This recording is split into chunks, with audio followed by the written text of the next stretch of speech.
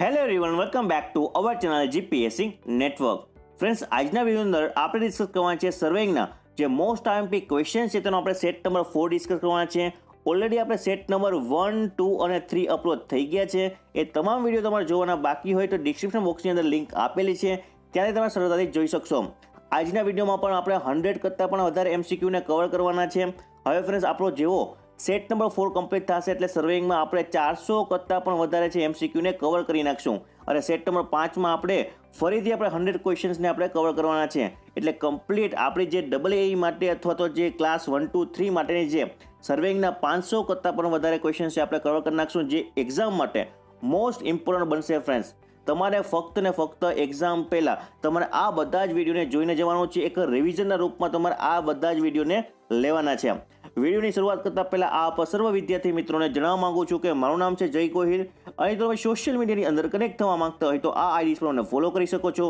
સાથે કોઈ પણ ક્વેશ્ચન અથવા ડાઉટને પૂછવા માટે ઇન્સ્ટાગ્રામ પર મેસેજ પણ કરી શકો છો. આ છે મારો ઇન્સ્ટાગ્રામ હેન્ડલ. અને જે આપણે ડેઇલી કરંટ અફેર્સ અને અન્ય વિષયો જે ટેસ્ટ થાય છે આ ટેસ્ટની અંદર પાર્ટિસિપેટ થવા માટે અને આપણા દરેકે દરેક લેક્ચરની પીડીએફને મેળવવા માટે જીપીએસસી નેટવર્ક નામની ટેલિગ્રામ ચેનલને પણ ખાસ જોઈન કરી શકો છો. આ બધા જ સોશિયલ મીડિયાની લિંક તમને ડિસ્ક્રિપ્શન બોક્સની અંદર સરળતાથી મળી જશે. તો શરૂઆત કરીએ આજના આપણા સરસ મજાના વિડીયોની.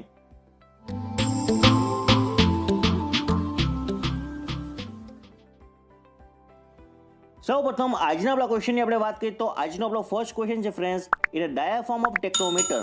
ટેક્નોમીટરના ડાયાફોર્મની અંદરમાં કેનો સમાવેશ થાય છે? તો ફર્સ્ટ ઓપ્શન છે 2 horizontal stadia wire are provided. It is correct. The graduation on the stadia rod are spaced at 0.01 meter apart. તો એ પણ આપણું કરેક્ટ છે.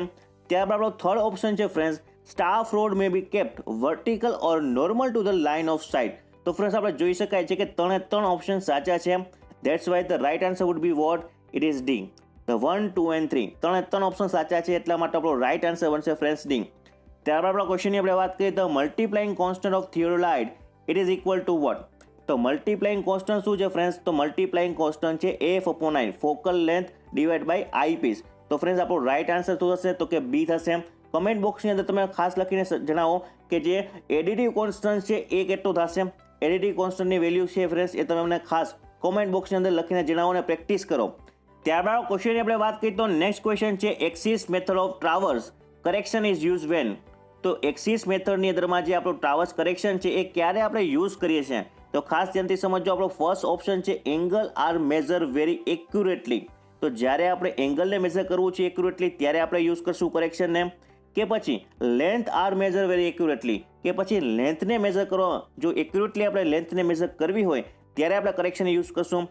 કે પછી આપણા બંને છે ફ્રેન્ડ્સ એ મેઝર એક્યુરેટલી કરવા હોય ત્યારે આપણે એ કરેક્શનનો યુઝ કરશું. તો રાઈટ આન્સર શું બનશે ફ્રેન્ડ્સ? તો એક વસ્તુ ખાસ નોટ ડાઉન કરો કે જે એક્સિસ મેથડ ઓફ ટ્રાવર્સ છે ફ્રેન્ડ્સ એ શેના માટે યુઝ થશે? તો કે એંગલ મેઝરમેન્ટ માટે. તો આપણો રાઈટ આન્સર ઓટોમેટિકલી શું બનશે? તો કે જ્યારે પણ આપણે એંગલ છે એ એક્યુરેટલી મેઝર કરવા હોય ત્યારે આપણે શું કરવું પડશે? તો કે કરેક્શન એપ્લાય કરવું પડશે. તો ફ્રેન્ડ્સ, લેન્થ મેઝર કરવાનું આવતું જ નથી, તો આપણો રાઈટ આન્સર શું બની જશે?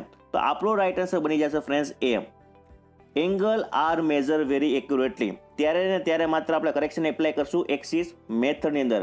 ત્યારબાદ આપણા ક્વેશ્ચનની આપણે વાત કરીએ ફ્રેન્ડ્સ, તો angular survey in which both the horizontal and vertical position of a point are obtained by the optical means it is known as the what? તો ફ્રેન્ડ્સ, શેની વાત થાય છે? તો કે angular surveying in which horizontal and vertical position of the point are obtain. તો એંગ્યુલર સર્વેની અંદરમાં જ્યારે પણ આપણે હોરિઝોન્ટલ અને વર્ટિકલ પોઈન્ટ છે ફ્રેન્ડ્સ એ આપણે ઓબ્ટેન મેળવવાના હોય ત્યારે આપણે કઈ મેથડ યુઝ કરશું? હતો તો આ પ્રકારની મેથડને શું કહેવાશે? તો આ પ્રકારની મેથડને કહેવાશે ફ્રેન્ડ્સ ટેક્યોમેટ્રી. તો રાઈટ આન્સર શું બનશે? તો કે એનો આન્સર બનશે ટેક્યોમેટ્રી, જેની અંદરમાં આપણે હોરિઝોન્ટલ અને વર્ટિકલ પોઝિશન બંને છે ફ્રેન્ડ્સ આપણે મેળવવાની હોય છે by use of the optical. તો right answer would be A. ત્યારબાદ ક્વેશ્ચનની આપણે વાત કરીએ મેથડ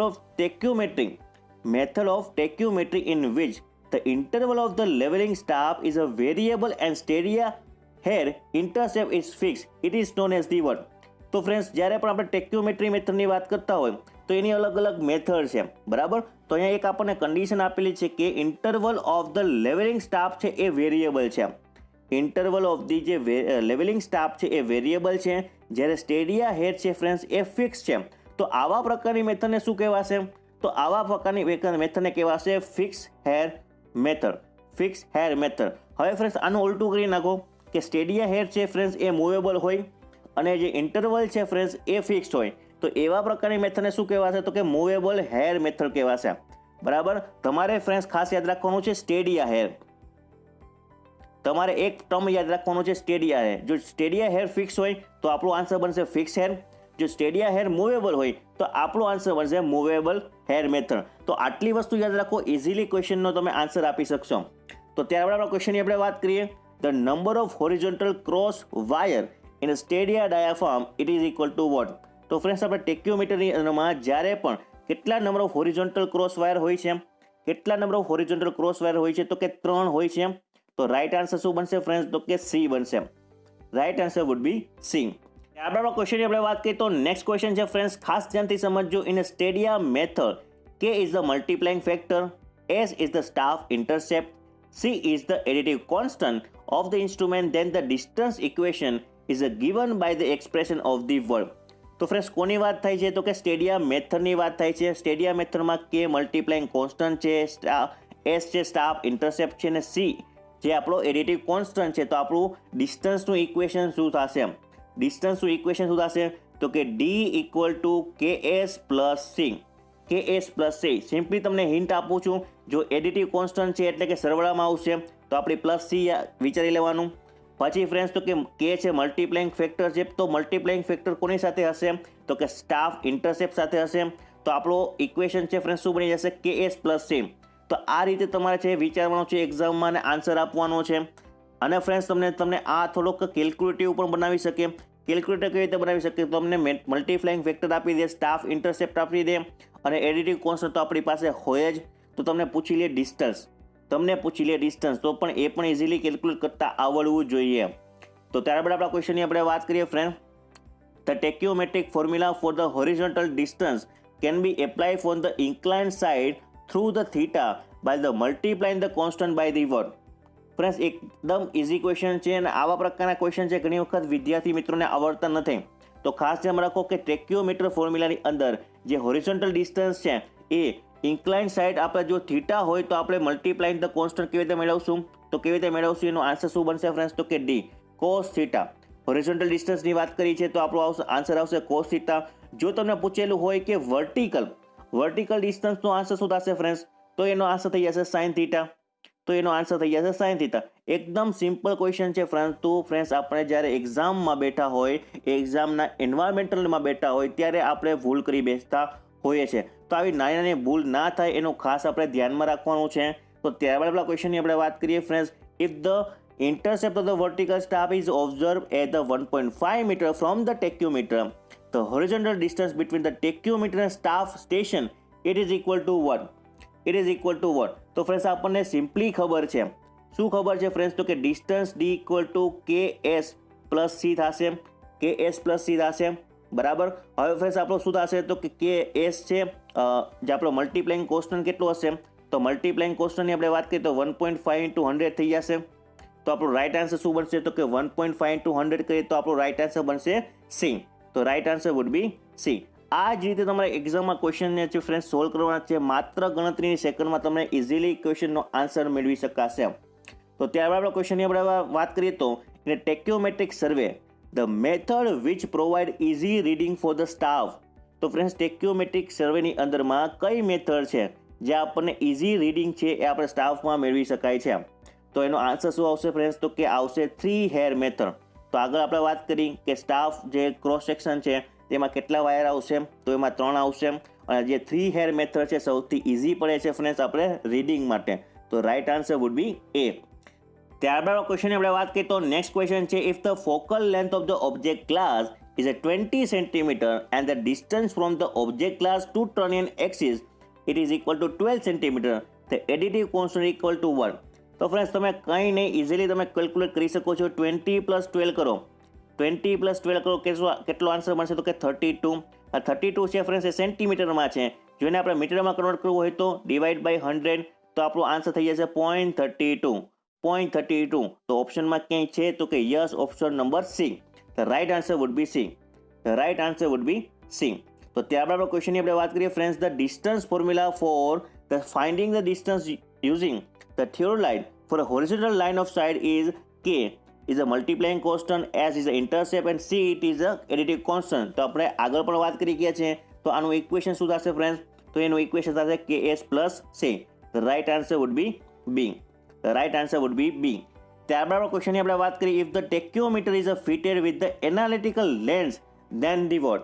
તો ફ્રેન્ડ્સ ટેક્યોમીટરની અંદરમાં જો એનાલિટિક લેન્સ જે ફિટ કરેલો હોય તો નીચેના આપેલા ઓપ્શનમાંથી કયો ઓપ્શન છે આપણો સાચો બનશે?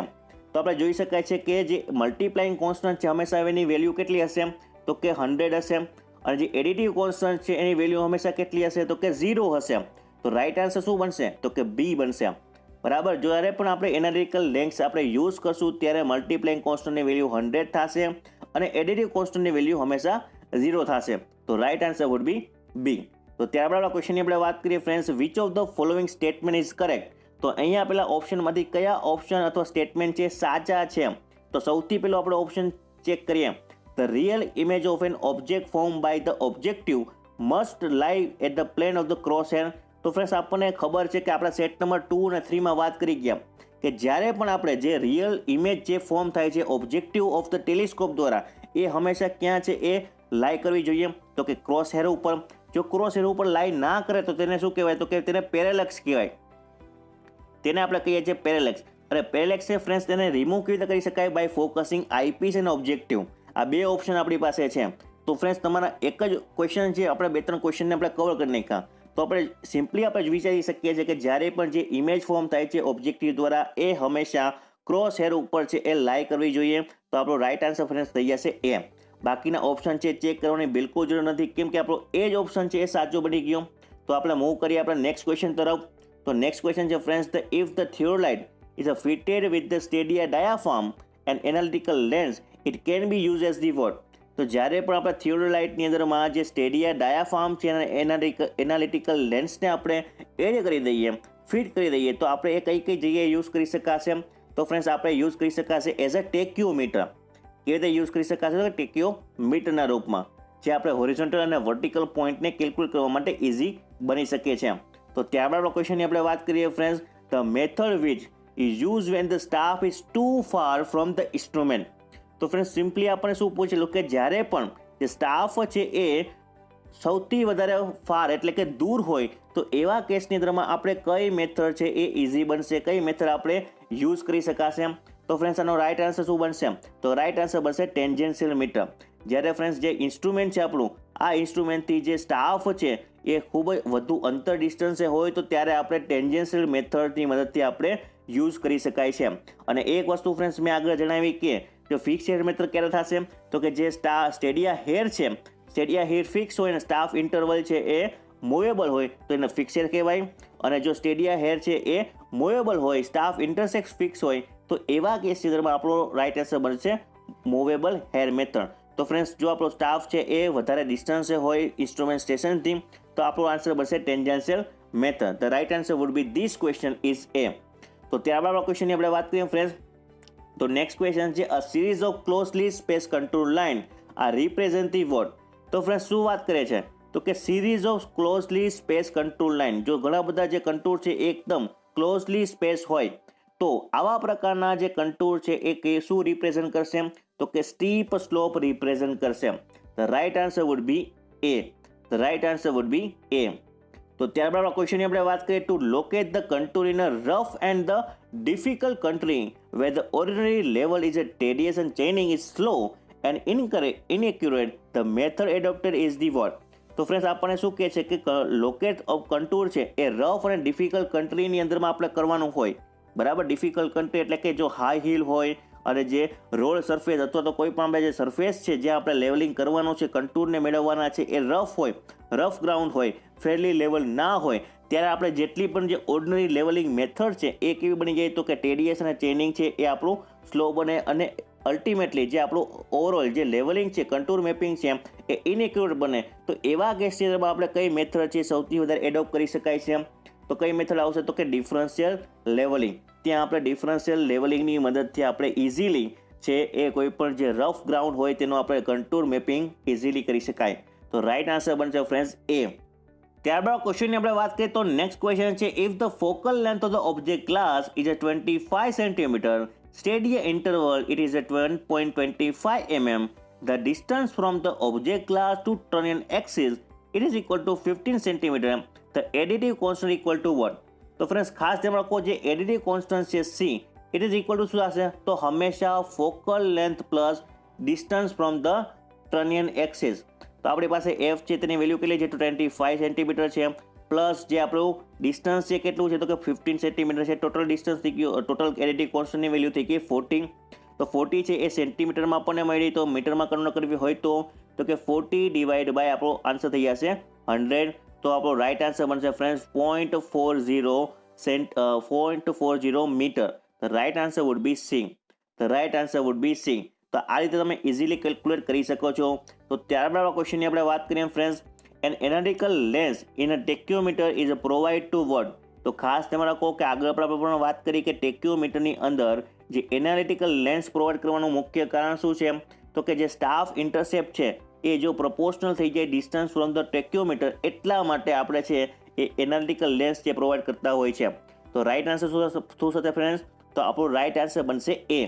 The right answer would be A. ત્યારબાદ ક્વેશ્ચનની આપણે વાત કરીએ તો નેક્સ્ટ ક્વેશ્ચન છે, the process of determining the difference of the elevation of the station from the vertical angle and the known distance it is known as the what? તો friends શું કીધેલું છે? If the process of determining એટલે કે એક પ્રકારની method છે, એક પ્રકારની પ્રોસેસ છે. શું ફાઇન્ડ કરવાનું? તો કે difference of elevation. Difference of elevation છે આપણે ફાઇન્ડ કરી શકીએ with the help of the what? તો કે વર્ટિકલ એંગલ અને આપણે જે ડિસ્ટન્સ જાણતા હોય તેની મદદથી. તો આ પ્રકારની મેથડ, આ પ્રકારની પ્રોસેસનું શું કહેવાશે?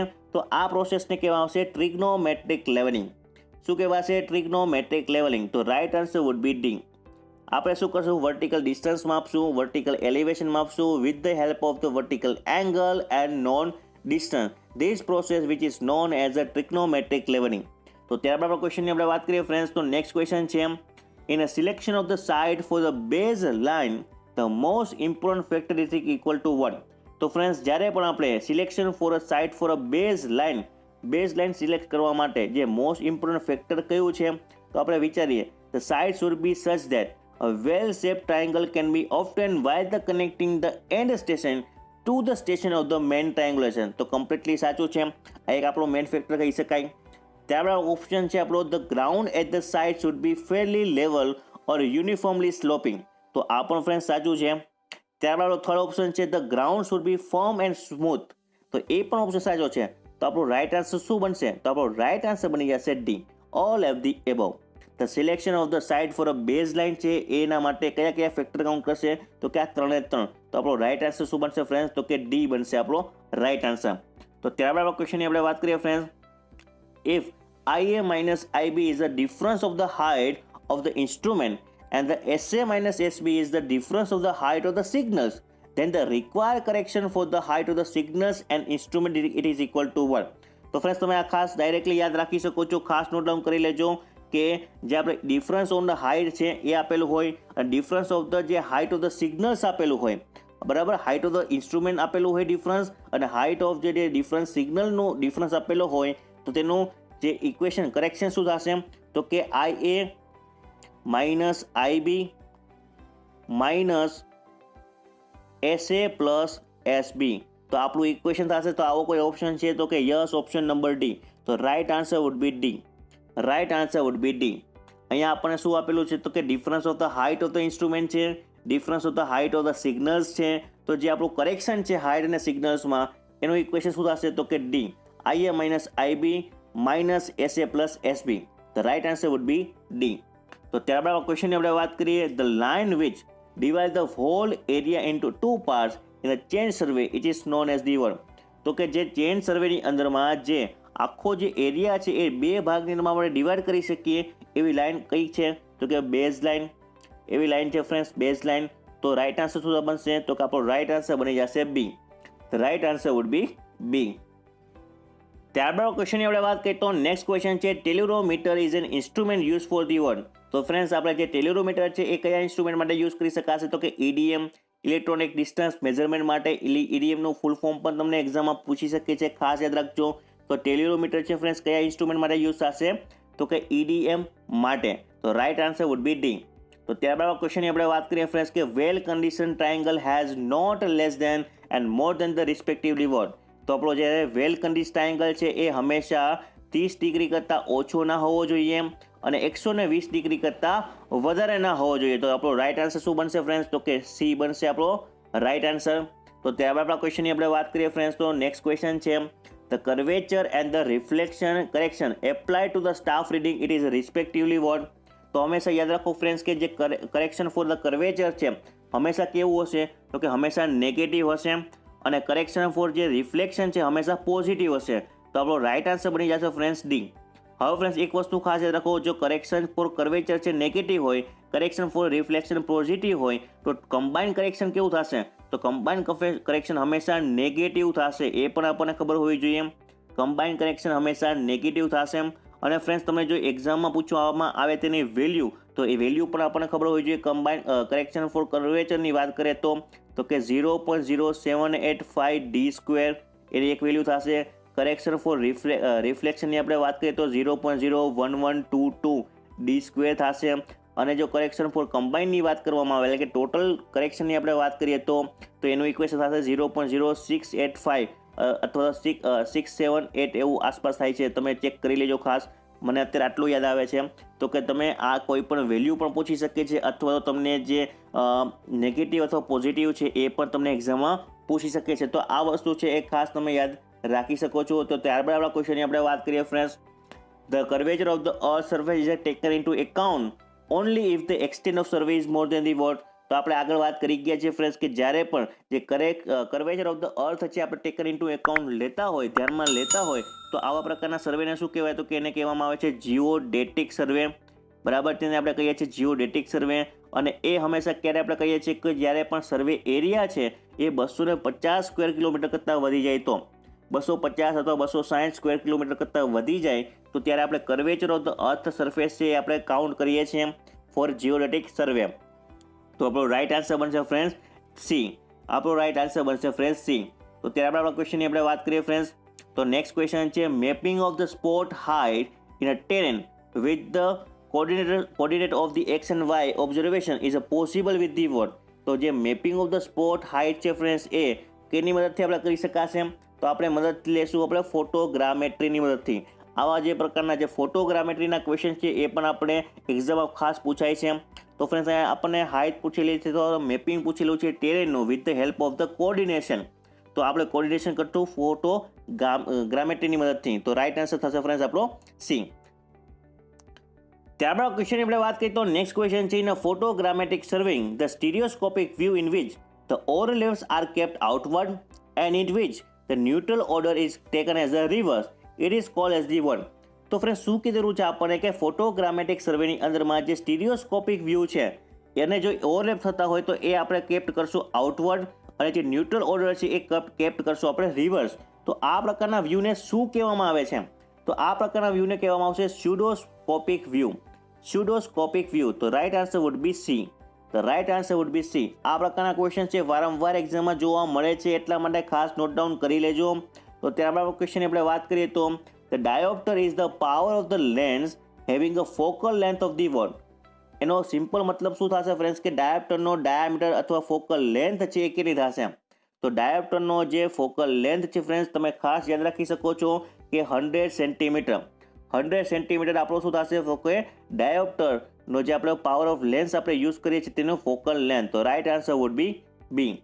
Right answer would be B. તો ત્યારબાદ ક્વેશ્ચન આપણે વાત કરીએ તો નેક્સ્ટ ક્વેશ્ચન છે friends a rectangular plot of 16 kilometre square in area shown in figure or shown in map by the similar rectangular area of 1 centimeter square. The representative factor for the scale to measure distance of the 40 kilometer will be the what? તો friends આપણે ક્વેશ્ચનની અંદરમાં શું find કરવાનું છે? તો કે representative factor આપણે find કરવાનો છે. રાઈટ, અહીંયા આપણે શું આપેલો છે કે એરિયા ઓફ પ્લોટ આપેલો છે. તો અહીંયા આપણે લખી શકાય છે કે એરિયા કેટલો આપેલો છે પ્લોટનો? તો કે 16 kilometre square. 16 kilometre square area આપેલો છે. હવે આ જ વસ્તુ જો આપણે મેપ ઉપર દર્શાવીએ તો કે એરિયા ઓન મેપની આપણે વાત કરીએ તો આપણે થશે 1 સેન્ટીમીટર સ્ક્વેર. તો આપણે કમ્પેર કરી શકીએ છીએ કે 1 centimetre square equal to 16 kilometre square, જે આપણે ઇન્સ્ટ્રક્શન આપેલી છે, રાઈટ. હવે ફ્રેન્ડ્સ આપણને કીધું કે ડિસ્ટન્સ કેટલું છે કે 40 કિલોમીટર છે. હવે 40 કિલોમીટરને આપણે મીટરમાં કન્વર્ટ કરી નાખીએ તો એનો આપણો સ્કેલ કેટલો થશે તો કે 1 સેન્ટીમીટર ઇક્વલ ટુ 4000 મીટર થશે, બરાબર. 4000 મીટર થશે. તો ફ્રેન્ડ્સ તમારે શું કરવાનું છે તો કિલોમીટરમાંથી આપણે મીટરમાં અને મીટરમાંથી આપણે સેન્ટીમીટરમાં. તો આપણો રાઈટ આન્સર શું બનશે તો કે 1 સેન્ટીમીટર ઇક્વલ ટુ શું થશે તો કે 4 લાખ થઈ જશે. 1 સેન્ટીમીટર ઇક્વલ ટુ 4 લાખ છે એ સેન્ટીમીટર થઈ જશે. તો આપણો રાઈટ આન્સર શું બનશે તો કે 1/4 કેટલો થશે તો 1/4 લાખ થશે. એવો કોઈ ઓપ્શન છે તો કે yes, option number B. Option number B, the right answer would be B. તો આવી જ રીતે તમારે કંઈક ક્વેશ્ચન છે એક્ઝામમાં સોલ્વ કરવાના રહેશે ફ્રેન્ડ્સ. ત્યારબાદ ક્વેશ્ચનની આપણે વાત કરીએ તો નેક્સ્ટ ક્વેશ્ચન છે discrepancy is the difference between what. તો ફ્રેન્ડ્સ સિમ્પલી ક્વેશ્ચન છે કે ડિસ્ક્રિપન્સી આપણને કોને કહેવામાં આવશે, કોની વચ્ચેનો ડિફરન્સ છે. તો ખાસ ધ્યાન રાખો કે to measure the value of the same quantity, એ આપણે અલગ અલગ મેઝર કરેલી જે વેલ્યુ છે પરંતુ સેમ ક્વોન્ટિટીની, તો એને આપણે શું કહેવામાં આવશે તો કે ડિસ્ક્રિપન્સી કહેવામાં આવશે. તો right answer would be C. તો right answer would be C. ક્લાસની તૈયારી કરો છો તો કે આવા પ્રકારનો ક્વેશ્ચન છે 110% તમે એક્સપેક્ટ કરી શકો છો. તો ત્યારબાદ આપણા ક્વેશ્ચનની આપણે વાત કરીએ તો an error under the same condition always of the same size and sign it is called as the what. તો જો ફ્રેન્ડ્સ આપણી જો એરર છે એ હંમેશા સેમ કન્ડિશન હોય, સેમ સાઇઝ હોય અને સાઇન હોય, તો આવા પ્રકારની એરરને શું કહેવાશે? ખૂબ જ ઇમ્પોર્ટન્ટ પ્રશ્ન છે. તો આવા પ્રકારની એક તો એરરને કહેવાય સિસ્ટમેટિક એરર અને બીજું કહેવાશે ફ્રેન્ડ્સ ક્યુમ્યુલેટિવ એરર. તો રાઈટ આન્સર શું બનશે તો કે any of the B or C. Any of the B or C. તો તેને આપણે સિસ્ટમેટિક એરર પણ કહી શકીએ અથવા ક્યુમ્યુલેટિવ એરર પણ કહી શકીએ. તો right answer would be D. બંનેમાંથી કોઈ પણ ઓપ્શન છે આપણો સાચો થઈ શકે છે. હવે ફ્રેન્ડ્સ તમને જો ઓપ્શનની અંદરમાં ક્યુમ્યુલેટિવ એરર ના આપેલું હોય, ઓનલી સિસ્ટમેટિક એરર આપેલું હોય, તો રાઈટ આન્સર આપણો બની જશે બી, સિસ્ટમેટિક એરર. અને જો ઓપ્શનની અંદરમાં જો તમને સિસ્ટમેટિક એરર ના આપેલું હોય અને માત્ર ને માત્ર ક્યુમ્યુલેટિવ એરર આપેલું હોય, તો આપણો રાઈટ આન્સર શું બનશે તો કે સી બનશે. તો આ વસ્તુ ખાસ છે, નોટ ડાઉન કરી લેજો. તો ત્યારબાદ આપણા ક્વેશ્ચનની આપણે વાત કરીએ. The most probable value of an observe quantity available from the given set of the observation is the one of for which the summation of the square of the error is a minimum. The statement is it is called as the word. તો friends આપણને એક પ્રકારનો લો આપેલો છે. લોમાં આપણને શું કીધેલું છે કે most probable value of an observe quantity available from the given set of the observation and it is the one of which the summation of the square of the error it is a minimum. This statement which is called as the what? તો એને આપણે કહેવામાં આવે છે principle of the least square. Most I M P question છે friends, એને કહેવામાં આવશે principle of the least square. The right answer would be A. The right answer would be A. તો ત્યારબાદ ક્વેશ્ચનની આપણે વાત કરીએ. The maximum allowable limit up to that a measurement may vary from the true value it is known as the what. તો આવા પ્રકારની એરરને શું કહેવામાં આવશે કે મેક્સિમમ અલાઉએબલ લિમિટ છે up to that measurement may vary from the true value it is known as the what. It is known as a permissible error. It is called as a permissible error. હવે friends તમને hint આપું કે અહીંયા શું આપેલું છે કે maximum allowable limit. Maximum allowable લિમિટનો મતલબ શું થાય તો કે આપણે કેટલી મેક્સિમમ જે એરર છે, લિમિટ છે, એ આપણે છે પરમિટ કરી શકીએ. તો એવા પ્રકારની જેટલી પણ એરર હોય તેને આપણે શું કાઉન્ટ કરશું તો કે પરમિસિબલ એરરના રૂપમાં. તો આપણો રાઈટ આન્સર થશે તો કે આપણો રાઈટ આન્સર બની જશે A. The right answer would be A. ત્યારબાદ ક્વેશ્ચનની આપણે વાત કરીએ friends. If an observation are taken the accidental error are proportional to what. તો હંમેશા યાદ રાખજો ફ્રેન્ડ્સ કે જે આપણો એન નંબર ઓફ ઓબ્ઝર્વેશન લીધેલા હોય તો એક્સિડેન્ટલ એરર છે તો એક્સિડેન્ટ એરર કોના સમપ્રમાણમાં હશે તો ખાસ ધ્યાન રાખજો કે અંડર રૂટ ઓફ એન, એટલે કે જેટલા પણ જે આપણે ઓબ્ઝર્વેશન લીધેલા છે એના સ્ક્વેર રૂટ ઓફ એટલાના સમપ્રમાણમાં હશે. તો આપણો રાઈટ આન્સર બની જશે friends C. The right answer would be C. તો ત્યારબાદ ક્વેશ્ચનની આપણે વાત કરીએ friends. The difference between the most probable value of an quantity and the observed value એને શું કહેવાશે? તો ફ્રેન્ડ્સ ડિફરન્સ બિટવીન જે મોસ્ટ પ્રોબેબલ વેલ્યુ છે બરાબર અને જે ઓબ્ઝર્વ વેલ્યુ છે તે બંને વચ્ચેનો ડિફરન્સને કહેવામાં આવે છે શું? તો તેને આપણે કહીએ છીએ રેસિડ્યુઅલ એરર. તેને આપણે કહીએ છીએ residual error. The right answer would be C. The right answer would be C. ત્યારબાદ આપણે ક્વેશ્ચનની આપણે વાત કરીએ. Which one of the following is a not a personal error. તો અહીંયા આપેલા ઓપ્શનમાંથી કઈ એરર છે ફ્રેન્ડ્સ એ પર્સનલ એરર કહી શકાય નહીં. તો આપણી પાસે ઓપ્શન છે the table not being perfectly level, the table not being perfectly level, the table not being perfectly centre અને table not being perfectly clamp. તો ફ્રેન્ડ્સ આપણી આ કોઈ પણ પ્રકારની એરર છે આપણે પર્સનલ એરર કહી શકાશે નહીં. જો આપણે મેઝરમેન્ટની અંદરમાં આપણે જો ભૂલ કરીએ, બરાબર છે, સ્ટાફ રીડિંગની અંદરમાં આપણે ભૂલ કરીએ તો આવા પ્રકારની એરર આપણે શું કહી શકીએ, તો કે એને પર્સનલ એરરમાં કાઉન્ટ કરી શકીએ. તો અહીંયા આપણો ઓપ્શન શું થઈ જશે? રાઇટ આન્સર બનશે friends D, none of the above. None of the above. તો right answer would be D. બરાબર. તો ત્યારબાદ આપણા ક્વેશ્ચનની આપણે વાત કરીએ friends, the difference between the summation of the measured angle and the theoretical summation of the angle of the close tower it is called as the what. શું કીધેલું છે કે કોની વચ્ચેનો ડિફરન્સ કીધેલો છે? તો ખાસ ધ્યાન રાખો કે જે મેજર એંગલ છે અને જે theoretical summation of the angle છે ક્લોઝ ટાવરનો, આ બંનેના ડિફરન્સને શું કહેવાશે? તો આ બંનેના ડિફરન્સને કહેવાશે એંગ્યુલર ક્લોઝિંગ એરર. આ બંનેના ડિફરન્સને કહેવાશે angular closing error. The right answer would be A. The right answer would be A. ત્યારબાદ ક્વેશ્ચનની આપણે વાત કરીએ friend, the value of quantity which has a more chances of being true than the any other. તો friends આપણે એને શું કહેવાશે? તો ખાસ ધ્યાન રાખવું કે વેલ્યુ ઓફ ક્વોન્ટિટી જેની સૌથી વધારે ચાન્સીસ છે ટ્રુ થવાની, તો એને શું કહેવાય? તો એને કહેવામાં આવશે ફ્રેન્ડ્સ મોસ્ટ પ્રોબેબલ વેલ્યુ. એકદમ સિમ્પલ છે કે જેના ચાન્સીસ છે વધારે સાચા પડવાના, તો એવી ક્વોન્ટિટી એને શું કહેવાશે? તો કે most probable value. The right answer would be C. તો ત્યારબાદ ક્વેશ્ચનની આપણે વાત કરીએ, the equation which give the relation between the observed quantity and its numerical value it is known as the what. તો આપણને પ્રશ્ન પૂછવામાં આવે કે ઇક્વેશન છે ફ્રેન્ડ્સ કોની વચ્ચે? તો કે relation between the observe quantity and numerical value, એને શું કહેવામાં આવશે? તો એને આપણે કહેવામાં આવશે ઓબ્ઝર્વેશન ઇક્વેશન. સિમ્પલી આપણે તેને શું કહીશું? તો કે observation equation. The right answer would be A. એકદમ સિમ્પલ ક્વેશ્ચન છે ફ્રેન્ડ્સ. આવા જ પ્રકારના ક્વેશ્ચન તમને ક્લાસ 3 લેવલમાં પૂછવામાં આવશે. ક્લાસ 3 લેવલમાં અથવા તમે જો સર્વે એની જો એક્ઝામની પ્રિપેરેશન કરતા હોય તો તેમાં પણ આવા જ પ્રકારના ક્વેશ્ચન છે તમને પૂછવામાં આવશે. ત્યારબાદ ક્વેશ્ચનની આપણે વાત કરીએ તો નેક્સ્ટ ક્વેશ્ચન છે, the law of weight applicable to the method of the least square error is the what.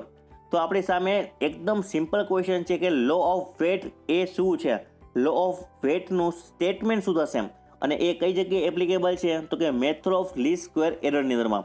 તો સૌથી પહેલો આપણે ઓપ્શન ચેક કરીએ, the weight of the summation of the quantity added by the algebraic or the algebraically it is equal to the summation of the reciprocal of the individual weight. તો આપણું પણ આ wet of the જે લો છે એ applicable છે. બીજું option શું છે? The weight of the weighted arithmetic mean ease of the number of observation which is equal to the summation of the individual wet of the observation. તો friends આ પણ option આપણો સાચો છે. તો આપણો રાઇટ આન્સર શું બની જશે? તો કે આપણું રાઇટ આન્સર બનશે both A and B above. Both A and B above.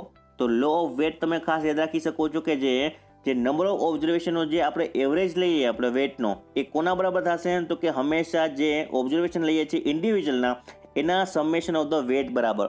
તો આટલી વસ્તુ ફ્રેન્ડ્સ તમે ખાસ યાદ રાખી શકો છો.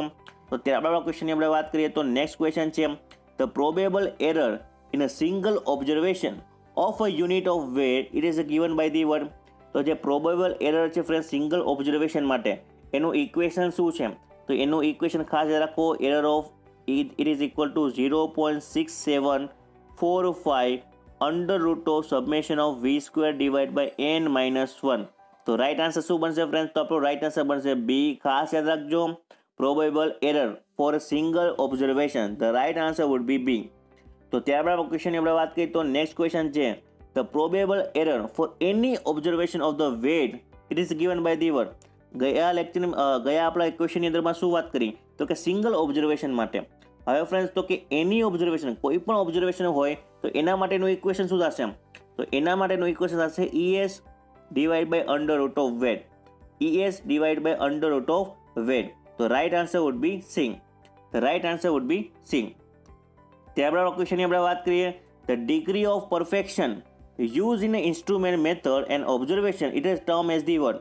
તો કે જે ડિગ્રી ઓફ પરફેક્શન છે જે આપણે યુઝ કરીએ છીએ ઇન્સ્ટ્રુમેન્ટ મેથડ અને ઓબ્ઝર્વેશનમાં, એને શું કહેવામાં આવશે? તો ખાસ મિત્રો યાદ રાખો, તેને આપણે કહીએ છીએ પ્રિસિશન. તેને આપણે કહીએ છીએ precision. The right answer would be C. The right answer would be C.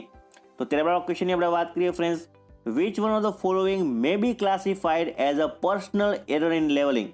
તો ફ્રેન્ડ્સ આપણે ખાસ ધ્યાનથી વિચારો કે આગળ આપણે વાત કરી કે કઈ એરર છે એ પર્સનલ એરર છે, તો એમાં આપણે આન્સર આવતો નન ઓફ ધી એબવ. પરંતુ આપણે જોઈ શકાય છે કે જો આપણે પર્સનલ એરરની વાત કરતા હોય તો એક એરર આવી શકે છે ફ્રેન્ડ્સ, કઈ તો કે જો જોવામાં ભૂલ થાય તો એને આપણે શું કહીએ તો કે એરર ઇન અ સાઇટિંગ. જો આપણે રીડિંગ લેવામાં જ આપણે ભૂલ કરશું તો તેને આપણે કેવી એરર કહી શકાય તો કે personal error. That's why the right answer would be what? It is equal to A. The right answer would be A. તો ત્યારબાદ ક્વેશ્ચનની આપણે વાત કરીએ તો નેક્સ્ટ ક્વેશ્ચન છે, what errors are those which remains after mistake and systematic error have been eliminated and are caused by the combination of the reason beyond the ability of the observer to what? તો friends કયા એરરની વાત કરવામાં આવે છે? તો ખાસ ધ્યાન રાખો ફ્રેન્ડ્સ કે આ પ્રકારની એરરને શું કહેવાશે? તો આ પ્રકારની એરરને કહેવામાં આવે છે એક્સિડેન્ટલ એરર, કે એવા પ્રકારની એરર છે કે જે આપણે મિસ્ટેક્સથી આવે અથવા તો જે સિસ્ટમેટિક એરર છે એ આપણે એલિમિનેટ કરી નાખીએ, પણ છતાં પણ જે કોમ્બિનેશન ઓફ રીઝન આપણે વિચારીએ કે ઓબ્ઝર્વરની ભારે હોય તો એવા પ્રકારની એરરને શું કહેવાશે? તો કે accidental error. Accidental error. The right answer would be D. The right answer would be D.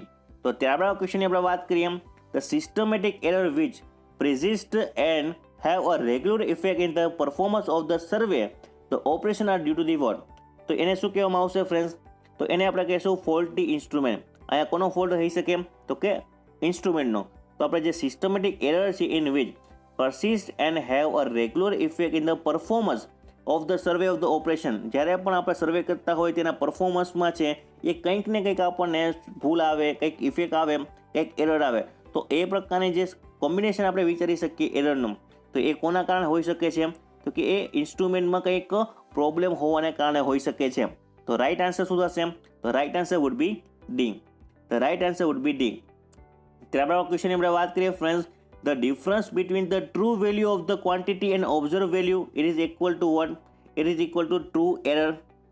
It is equal to true error. તો કોની વચ્ચેનો ડિફરન્સ આપણને કીધેલો છે? તો કે ટ્રુ વેલ્યુ, જે ક્વોન્ટિટી આપણે મેઝર કરીએ છીએ તેની ટ્રુ વેલ્યુ, અને ઓબ્ઝર્વ વેલ્યુ, આ બંને વચ્ચેનો જે બેઝિક તફાવત છે, ડિફરન્સ છે, તેને શું કહેવાશે? તો તેને આપણે કહીએ true error. The right answer would be C. The right answer would be C. તો ત્યારબાદ ક્વેશ્ચનની આપણે વાત કરીએ friends, in a surveying the gross error occur due to the what? તો જે સર્વેઇંગની અંદરમાં જે ગ્રોસ એરર છે એનું ઉત્પન્ન થવાનું કારણ શું છે? તો ફ્રેન્ડ્સ આપણે ગ્રોસ એરર છે કોના કારણે આવી શકે છે?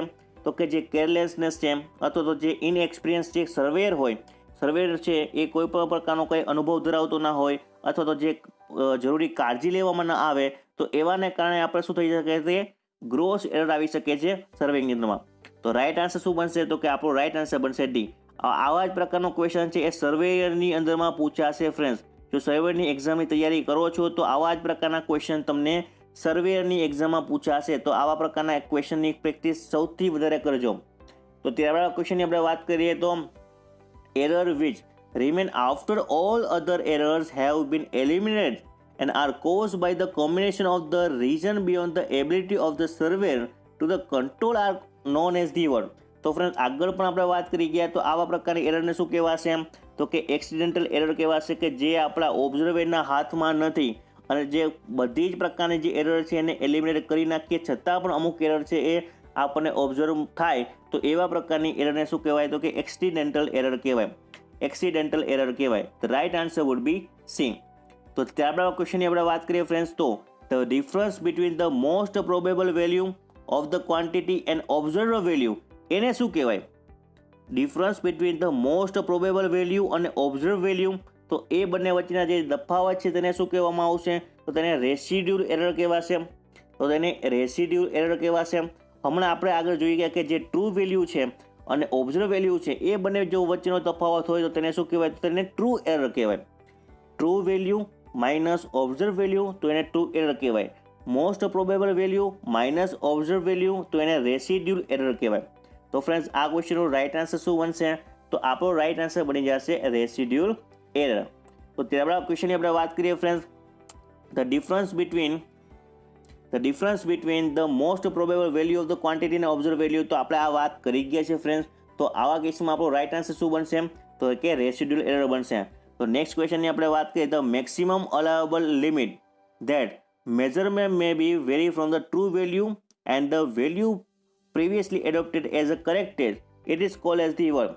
તો ફ્રેન્ડ્સ આપણે શું કહે છે તો કે ફરીથી આ કોઈ પ્રકારનો ક્વેશ્ચન આપણે આગળ જોઈ ગયા છે કે મેક્સિમમ અલાવેબલ લિમિટ, જ્યારે પણ તમને મેક્સિમમ અલાવેબલ લિમિટની વાત કરવામાં આવે તો આપણો રાઇટ આન્સર શું બનશે friends?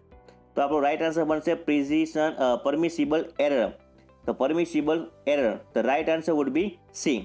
The right answer would be C. તો ત્યારબાદ ક્વેશ્ચનની આપણે વાત કરીએ, the type of an error that under the same condition will be always size and shape. તો ફ્રેન્ડ્સ હંમેશા જે એક પ્રકારની એરર છે કે જે સેમ કન્ડિશન હોય, સેમ સાઇઝ હોય અને સાઇન હોય, તો આવા પ્રકારની એરરને શું કહેવાશે? તો કે સિસ્ટમેટિક એરર કહેવાશે. આ પણ ફ્રેન્ડ્સ આપણે આગળ વાત કરી ગયા છીએ. તો એક પ્રકારની પ્રેક્ટિસના રૂપમાં તમે બધું યાદ એકસાથે રાખી શકો છો. તો right answer would be this question would be C. તો ત્યારબાદ ક્વેશ્ચનની આપણે વાત કરીએ ફ્રેન્ડ્સ કે unnecessary hurry at the time of the plotting may be lead to an reward. તો ફ્રેન્ડ્સ આપણે જ્યારે પણ જે પ્લોટિંગ કરવામાં, જે આપણે સર્વેઇંગ કરેલું છે તેનું પ્લોટિંગ કરવામાં જે આપણે અનનેસેસરી આપણે જલ્દી કરી નાખીએ છીએ, આપણે ઉતાવળ કરીએ છીએ, તો તેને શું કહેવાય? તો તેને આપણે પ્લોટિંગ એરર કહેવાય. Right answer would be D. આવા પ્રકારના ક્વેશ્ચન તમને કોઈ પણ બુક્સની અંદરમાં જોવા મળશે નહીં ફ્રેન્ડ્સ. એકદમ ફ્રેન્ડ્સ છે એ બારીકીથી ફ્રેન્ડ્સ એનાલિસિસ કરીને આ પ્રશ્નનો સમાવેશ કર્યો છે. ખાસ ધ્યાનથી સમજજો કે જે સર્વેના વિદ્યાર્થી મિત્રો છે, સર્વેની તૈયારી કરે છે, તેના માટે મોસ્ટ આઈએમપી બનશે. આમાંથી તમારા જે 100% તમારા ક્વેશ્ચન નીકળશે ફ્રેન્ડ્સ. તો ખાસ ફ્રેન્ડ્સ આપણી લેક્ચર સિરીઝને ફોલો કરતા જાઓ અને બહુ જ ખૂબ જ આપણી કાળજી રાખીને ફોકસ સાથે આપણી લેક્ચર સિરીઝને છે એ જોતા જાઓ. તો ત્યારબાદ આપણે ક્વેશ્ચનની આપણે વાત કરીએ friends, the placing the table over the station such that the station plotted on the sheet it is exactly above the corresponding station on the ground. તો એને શું કહેવાશે ફ્રેન્ડ્સ? કે જ્યારે આપણે પ્લેસિંગ ઓફ ધ ટેબલ રાખીએ છીએ પછી તો કે સ્ટેશન સચ જેટલી પણ માહિતી જે આપણી ગ્રાઉન્ડ ઉપર છે તેને આપણે સીટ ઉપર પ્લોટ કરીએ છીએ તો તેને શું કહેવાશે? તો તેને આપણે કહીએ છીએ સેન્ટરિંગ. તેને આપણે શું કહીએ છીએ? તો કે સેન્ટરિંગ કહીએ છીએ. તો right answer would be A. The right answer would be A. તો ત્યારબાદ ક્વેશ્ચનની આપણે વાત કરીએ, the method of the plane table generally adopted to obtain detail and plotting inaccessible point. તો જ્યારે પણ આપણે પ્લેન ટેબલ સર્વેનો યુઝ કરતા હોય, પ્લેન ટેબલનો યુઝ કરતા હોય, તો પ્લેન ટેબલ મેથડનો આપણે યુઝ કરતા હોય અને for plotting of inaccessible point, તો ત્યારે આપણે કઈ મેથડ યુઝ કરશું? તો કે ઇન્ટરસેક્શન. તો હંમેશા યાદ રાખજો ઇનએક્સેસિબલ પોઈન્ટ માટે આપણે કઈ મેથડ યુઝ કરીએ છીએ? તો કે ઇન્ટરસેક્શન મેથડનો આપણે યુઝ કરીએ છીએ. તો right answer would be B. The right answer would be B. ત્યારબાદ ક્વેશ્ચનની આપણે વાત કરીએ ફ્રેન્ડ્સ, ખાસ ધ્યાનથી સમજજો, resection is the method of employ for the word. તો રીસેક્શન મેથડની અંદરમાં શું એમ્પ્લોય થશે? તો ખાસ ધ્યાન રાખો કે જે લોકેટિંગ જે ઇન્સ્ટ્રુમેન્ટ સ્ટેશન છે તેનો આપણે સમાવેશ થશે. લોકેટિંગ ધ ઇન્સ્ટ્રુમેન્ટ સ્ટેશનનો કોની અંદર સમાવેશ થશે? તો કે રીસેક્શન મેથડની અંદર. તો આપણો રાઇટ આન્સર શું બનશે? તો આપણો રાઇટ આન્સર બની જશે B. Right answer would be B. તો ત્યારબાદ ક્વેશ્ચનની આપણે વાત કરીએ friends, the 3 point problem can be solve by the word. તો ફ્રેન્ડ્સ આપણે 3 point પ્રોબ્લેમ છે કોની સાથે રિલેટેડ છે? તો એક તો યાદ રાખો પ્લેન ટેબલ સર્વે, પ્લેન ટેબલ મેથડ, બરાબર. હવે તેની અંદરમાં કઈ મેથડથી આપણે સોલ્વ કરી શકાય છે? તો કે ટ્રેસિંગ પેપર મેથડ છે, ગ્રાફિકલ મેથડ છે અને ટ્રાયલ એરર મેથડ છે. આ કોઈ પણ મદદથી આપણે 3 point પ્રોબ્લેમ છે ને સોલ્વ કરી શકાય છે. That's why the right answer would be what? It is equal to D. The right answer would be D. તો ત્યારબાદ આપણે ક્વેશ્ચનની આપણે વાત કરીએ friends, the 2 point problem and 3 point problem are method of the word. તો friends જે 2 point problem અને 3 point પ્રોબ્લેમ છે એ કઈ મેથડની અંદરમાં આવશે?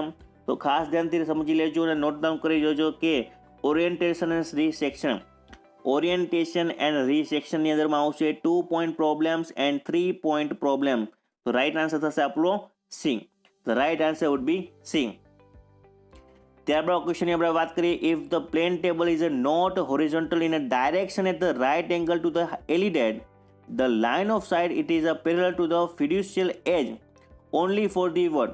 તો આપણે શું કીધું છે ફ્રેન્ડ્સ કે જે પ્લેન ટેબલ છે એ હોરિઝોન્ટલ ના હોય, બરાબર, અને જે રાઇટ એંગલ ટુ ધ ન હોય કોની સાથે? તો કે એલિડાઇડ સાથે.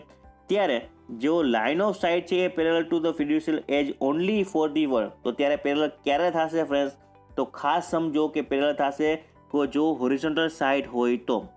તો જે આપણી હોરિઝોન્ટલ સાઇટ હોય તો ને માત્ર તો જ લાઇન ઓફ સાઇટ છે એ ફિડ્યુશિયલ એજને પેરેલલ થશે. તો રાઇટ આન્સર શું થશે ફ્રેન્ડ્સ? તો કે right answer would be A. Right answer would be A. ત્યારબાદ ક્વેશ્ચનની આપણે વાત કરીએ, detailed plotting is generally done by the word. તો આપણે ડિટેલ પ્લોટિંગ છે કઈ મેથડની મદદથી આપણે કરી શકીએ છીએ? તો ખાસ ધ્યાન રાખો કે જે રેડિયેશન મેથડ છે તેની મદદથી આપણે ડિટેલ પ્લોટિંગ જે કરી શકીએ છીએ. તો right answer would be A. The right answer would be A for detail plotting. ત્યારબાદ ક્વેશ્ચનની આપણે વાત કરીએ ફ્રેન્ડ્સ કે the instrument use for the centring of the plane table accurately. તો ફ્રેન્ડ્સ સેન્ટરિંગ કરવા માટે આપણે પ્લેન ટેબલના સેન્ટરિંગ કરવા માટે કયા ઇન્સ્ટ્રુમેન્ટનો આપણે યુઝ કરશું? તો ખાસ ધ્યાન રાખો કે plumbing fork which is use to measure or which is use to centring the plane table accurately. The right answer would be C. The right answer would be C. તો ત્યારબાદ ક્વેશ્ચનની આપણે વાત કરીએ. In case of telescopic ELIDAT, the adjustment done is the what? તો friends telescopic એલિડાટની અંદરમાં જે adjustment છે એ આપણે કેવી રીતે કરશું? ખાસ ધ્યાનથી સમજજો. તો કે જે લાઇન ઓફ કોલ્યુમિનેશન છે should be perpendicular to the axis of telescope. તો હંમેશા જે લાઇન ઓફ કોલ્યુમિનેશન છે, હંમેશા જે એક્સિસ ઓફ ટેલિસ્કોપ છે તેને આપણે શું હોવું જોઈએ? તો કે પરપેન્ડિક્યુલર હોવું જોઈએ. તો એક વસ્તુ સાચી છે. તો horizontal axis should be parallel to the alidade. તો કે હંમેશા જે હોરિઝોન્ટલ એક્સિસ છે એ કોની પેરેલલ હોવું જોઈએ? તો કે એલિડાટની. એ પણ સાચું છે. ત્યારબાદ the bubble line of the telescope level should be parallel to the plane of collimation. તો કે જે બબલ લાઇન છે ટેલિસ્કોપની એ પણ જે પેરેલલ પ્લેન ઓફ જે કોલ્યુમિનેશન છે એને પણ શું હોવું જોઈએ? તો કે પેરેલલ હોવું જોઈએ. તો ત્રણ ઓપ્શન સાચા છે. તો કે જે ટેલિસ્કોપિક જે એલિડાટ છે તેમાં આપણે એડજસ્ટમેન્ટ કેવી રીતે કરી શકાશે? તો કે ત્રણની મદદથી. તો આપણો રાઇટ આન્સર શું બનશે? તો કે આપણો રાઇટ આન્સર બની જશે D. The right answer would be D. તો ત્યારબાદ ક્વેશ્ચનની આપણે વાત કરીએ ફ્રેન્ડ્સ, ખાસ ધ્યાનથી સમજજો. An object situated on the other side of the river and the inaccessible from the plane table station can be located by the one. તો ફ્રેન્ડ્સ આપણને એક સિચ્યુએશન આપેલી છે. સિચ્યુએશનમાં કીધું છે કે જે ઓબ્જેક્ટ છે એ રિવરની બીજી બાજુએ છે અને ઇનએક્સેસિબલ છે ફ્રોમ ધ પ્લેન ટેબલ. તો એવા પ્રકારમાં આપણે કઈ મેથડની મદદથી આપણે કરી શકાશે? કઈ મેથડ આપણે યુઝ કરી શકાશે? તો આપણને ખબર છે ફ્રેન્ડ્સ, આગળ પણ વાત કરી કે જ્યારે પણ જે ઇનએક્સેસિબલ પોઈન્ટ હોય એને આપણે લોકેટ કરવા માટે કઈ મેથડ યુઝ કરશું? તો કે ઇન્ટરસેક્શન. ઇનએક્સેસિબલ પોઈન્ટ માટે તમારે હંમેશા આન્સર ટીક કરવાનું રહેશે, ઇન્ટરસેક્શન. તો આપણો રાઇટ આન્સર શું બનશે? આપણો રાઇટ આન્સર બની જશે B. The B will be right answer. તો ત્યારબાદ ક્વેશ્ચનની આપણે વાત કરીએ. ખાસ ધ્યાનથી સમજો. In which method of surveying do both the field observation plotting process simultaneously. કઈ મેથડની અંદરમાં સર્વેની એવી કઈ મેથડ છે કે જેની અંદરમાં આપણે ઓબ્ઝર્વેશન સાથે લેશું અને આપણે જે પ્લોટિંગ છે એ પણ સાથે સાથે કરશું? તો એવી એક જ મેથડ છે ફ્રેન્ડ્સ, તેનું નામ છે પ્લેન ટેબલ સર્વેઇંગ. પ્લેન ટેબલ સર્વેની અંદરમાં આપણે ઓબ્ઝર્વેશન અને પ્લોટિંગ બંને એક સાથે કરીએ છીએ. That's why it is called as a plane table surveying. The right answer would be C. ત્યારબાદ ક્વેશ્ચનની આપણે વાત કરીએ friends. The principle which says that the plane table is always placed in every station parallel to the position it is occupied at the first station. It is known as the word. તો આપણને principal કયો use કરવાનું કીધેલું છે? કે principle in which the plane table is always place in every station. દરેક station પાસે છે એ પ્લેન ટેબલ મૂકવાનું રહેશે અને it is parallel to the position it is occupied by the first station. અને એ હંમેશા પેરેલલ હશે ફર્સ્ટ સ્ટેશનને. તો એને શું કહેવામાં આવશે? તો એને આપણે કહીએ છીએ parallelism. It is known as the parallelism. બરાબર. તો right answer would be B. તો ત્યારબાદ ક્વેશ્ચનની આપણે વાત કરીએ ફ્રેન્ડ્સ, ખાસ ધ્યાનથી સમજજો. The purpose of U fork in a plane tabling is the word. તો પ્લેન ટેબલિંગની અંદરમાં જે યુ ફોર્ક છે તોનો યુઝ શું છે? તો કે એકદમ સાચી વસ્તુ છે કે જે યુ ફોર્ક છે ફ્રેન્ડ્સ કે transfer the ground point on the drawing sheet. તો કે જે ગ્રાઉન્ડ પોઈન્ટ છે તેને આપણે ડ્રોઈંગ શીટમાં ટ્રાન્સફર કરવા માટે કોનો યુઝ કરીએ છીએ? તો કે યુ ફોર્કનો. અને પ્લમ્બિંગ ફોર્કનો આપણે ક્યાં યુઝ કરીએ છીએ? તો કે સેન્ટરિંગ માટે, centring of the plane table. તો એના માટે આપણે પ્લમ્બિંગ ફોર્કનો યુઝ કરીએ છીએ, યુ ફોર્કનો યુઝ કરીએ છીએ કે જે ગ્રાઉન્ડ પોઈન્ટ છે તેને આપણે ડ્રોઈંગ શીટમાં આપણે પ્લોટ કરી શકીએ, તેને આપણે શિફ્ટ કરી શકીએ. તો ફ્રેન્ડ્સ આ બંને વચ્ચેનો જે તફાવત છે ખાસ યાદ રાખજો કે પ્લમ્બિંગ ફોર્ક અને યુ ફોર્કનો યુઝ કયો છે. તો ત્યારબાદ ક્વેશ્ચનની આપણે વાત કરીએ friend. The alidade is a use in a plane surveying T what. તો ફ્રેન્ડ્સ એલિડાટનો આપણે યુઝ શેના માટે કરશું?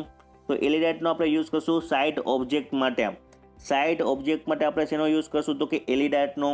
તો right answer would be C. The right answer would be C. તો ત્યારબાદ ક્વેશ્ચનની આપણે વાત કરીએ. When the plane table is so place with the respect to its vertical axis that all the lines on the paper remain parallel to the corresponding line on the ground, the plane table is said to be what?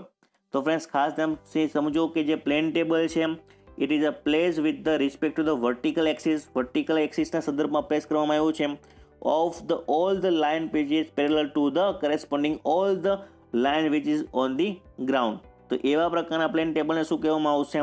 તો એવા પ્રકારના plane ટેબલને કહેવામાં આવશે oriented આપણે plane table કહી શકાય. તો right answer would be C.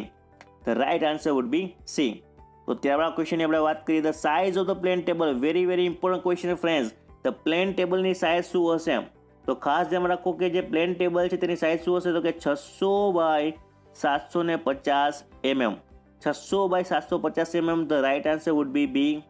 The right answer would be B. Plane ટેબલની સાઇઝ 600 બાય 750 mm. તો ત્યારબાદ ક્વેશ્ચનની આપણે વાત કરીએ ફ્રેન્ડ. નેક્સ્ટ ક્વેશ્ચન છે the instrument which is use in a plane tabling for obtaining horizontal and vertical distance directly without restoring the chaining. It is known as the one. શું કહે છે ફ્રેન્ડ્સ કે ઇન્સ્ટ્રુમેન્ટ વિચ ઇઝ યુઝ એટલે કયું પ્રકારનું instrument આપણે use કરાશે plane ટેબલિંગની અંદરમાં જેની મદદથી આપણે હોરિઝોન્ટલ અને વર્ટિકલ ડિસ્ટન્સ છે ડાયરેક્ટલી આપણે મેળવી શકાશે આપણે ચેન સર્વિંગ સિવાય. તો આવા પ્રકારના ઇન્સ્ટ્રુમેન્ટને શું કહેવાશે? તો એવા પ્રકારના ઇન્સ્ટ્રુમેન્ટને કહેવામાં આવે છે telescopic alidade. The telescopic alidade જે આપણે સાઇટ વ્યૂ કરવા માટે યુઝ કરી શકાશે. The right answer would be B. The right answer would be B. ત્યારબાદ ક્વેશ્ચનની આપણે વાત કરીએ તો નેક્સ્ટ ક્વેશ્ચન છે to orient a plane table with the two inaccessible point the method generally adopted for the what. તો friends ખાસ ધ્યાનથી સમજો કે to orient a plane table with two inaccessible point. તો આવા પ્રકારની મેથડને શું કહેવાશે? તો આવા પ્રકારની મેથડને કહેવાશે 2 point પ્રોબ્લેમ. 2 point problem. અને આ ફ્રેન્ડ્સ કોની અંદર આવશે? તો કે ઓરિએન્ટેશન અને ઇન્ટરસેક્શનની અંદર આવશે. આપણે આગળ પણ વાત કરી કે 2 point પ્રોબ્લેમ અને 3 point પ્રોબ્લેમ છે એ કયા મેથડની અંદર આવશે? તો કે ઓરિએન્ટેશન અને ઇન્ટરસેક્શનની અંદર. હવે ફ્રેન્ડ્સ ભૂલથી તમે ખાસ ઇનએક્સેસિબલ જોઈ ડાયરેક્ટલી ઇન્ટરસેક્શન છે ટીક કરીને આવતા નહીં. ડાયરેક્ટ ઇનએક્સેસિબલ જોઈને ઇન્ટરસેક્શન ટીક કરીને આવતા નહીં, કેમ કે અહીંયા ખોટું પડશે. કેમ કે અહીંયા આપણને કીધેલું જ છે કે 2 ઇનએક્સેસિબલ પોઈન્ટ છે અને 2 point પ્રોબ્લેમ છે એ કોની અંદર આવશે? તો કે ઇન્ટરસેક્શનની અંદર જ આવશે અથવા તો ઓરિએન્ટેશન. તો આ રીતે તમારે કંઈક વસ્તુને ધ્યાનમાં રાખવાનું છે ને પછી તમારે છે ક્વેશ્ચનનો આન્સર ટીક કરવાનો છે. તો ત્યારબાદ ક્વેશ્ચનની આપણે વાત કરીએ friends. The method of the plane tabling commonly use for establishing the instrumentation only. તો જ્યારે પણ આપણે જે ઇન્સ્ટ્રુમેન્ટેશન છે એ પ્લેન ટેબલની અંદરમાં એસ્ટાબ્લિશ કરવું હોય તો એવા કેસમાં આપણે કઈ મેથડનો યુઝ કરશું? તો આપણો આન્સર આવશે method of resection. The method of resection. The right answer would be D. The right answer would be D. તો ત્યારબાદ ક્વેશ્ચનની આપણે વાત કરીએ friends. Which of the following method for plane table is used to locate position of inaccessible point? તો ફરીથી આપણને એ જ પ્રશ્ન પૂછેલો છે. inaccessible point માટે કઈ મેથડ આવશે? તો કે intersection. The right answer would be B. inaccessible point હોય તો ઇન્ટરસેક્શન અને જો 2 inaccessible point હોય તો 2 point પ્રોબ્લેમ. અને 2 point પ્રોબ્લેમ કોની અંદરમાં આવશે? તો કે ઓરિએન્ટેશન અને ઇન્ટરસેક્શનની અંદરમાં. સાથે દરેક વસ્તુ છે એ યાદ રાખતા જાઓ. તો ત્યારબાદ ક્વેશ્ચનની આપણે વાત કરીએ ફ્રેન્ડ્સ. ધ્યાનથી સમજવા જેવો પ્રશ્ન છે the principal of plane table. તો હંમેશા ફ્રેન્ડ્સ તમારે યાદ રાખવાનો છે કે પ્લેન ટેબલનો પ્રિન્સિપલ શું છે? તો એનો આવશે આન્સર પેરેલિઝમ. પેરેલિઝમ ઉપર કામ કરે છે પ્લેન ટેબલ. અને જેની અંદરમાં આપણે જે પ્લોટિંગ છે અને જે મેઝરમેન્ટ છે બંને આપણે ફિલ્ડ ઉપર કરીએ છીએ. તો આ બધી વસ્તુ આપણને ખબર હોવી જોઈએ. ત્યારબાદ ક્વેશ્ચનની આપણે વાત કરીએ તો in a plane table serving of the 3 point problem the estimation of the location of the plane table depends on the its position relative to well defined point consider for this purpose depending on their relative position 3 cases may arise. Which of the following is not under in this case?